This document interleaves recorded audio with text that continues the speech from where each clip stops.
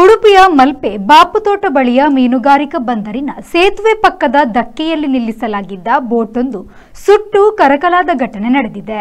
ನಿಲ್ಲಿಸಿದ್ದ ಬೋಟ್ಗೆ ತಡರಾತ್ರಿ ಬೆಂಕಿ ಹೊತ್ತಿಕೊಂಡಿದ್ದು ಅಪಾರ ನಷ್ಟ ಸಂಭವಿಸಿದೆ. ಮಲ್ಪೆಯ ಜನಾರ್ದನ ಟಿ ಕಾಂಚನ್ ಎಂಬವರಿಗೆ ಸೇರಿದ ರವಿಪ್ರಕಾಶ್ ಎಂಬ ಬೋಟ್ಗೆ ಬೆಂಕಿ ಹೊತ್ತಿಕೊಂಡಿದೆ. ಸ್ಥಳೀಯ ದೋಣಿಯವರು ಗಮನಿಸಿ ಸಕಾಲದಲ್ಲಿ ಮಾಹಿತಿ ನೀಡಿದ್ದು, ಸಕಾಲದಲ್ಲಿ ಮಾಹಿತಿ ದೊರಕಿದ್ದರಿಂದ ಇತರ ಬೋಟ್ಗಳು ಬೆಂಕಿಗೆ ಆಹುತಿಯಿಂದ ಪಾರಾಗಿದ್ದು ದೊಡ್ಡ ದುರಂತ ತಪ್ಪಿದಂತಾಗಿದೆ. ಸ್ಥಳೀಯರ ನೆರವಿನಿಂದ ಸಹಕಾರದಲ್ಲಿ ಅಗ್ನಿಶಾಮಕ ದಳದವರು ಬೆಂಕಿ ನಂದಿಸಿದ್ದಾರೆ.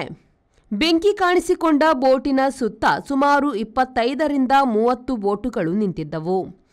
ಸಮುದ್ರದ ನೀರಿನ ಉಬ್ಬರ ಇತರ ಯಾವುದೇ ಬೋಟಿಗೆ ಬೆಂಕಿ ತಗಲದಿರಲು ಕಾರಣವಾಗಿದೆ.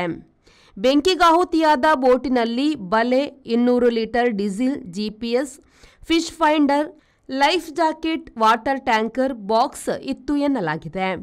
ಈ ಅವಘಡದಿಂದ ಸುಮಾರು ಅಂದಾಜು 15 ಲಕ್ಷ ರೂಪಾಯಿಗಳಷ್ಟು ಹಾನಿ ಸಂಭವಿಸಿದೆ ಎಂದು ತಿಳಿದುಬಂದಿದೆ.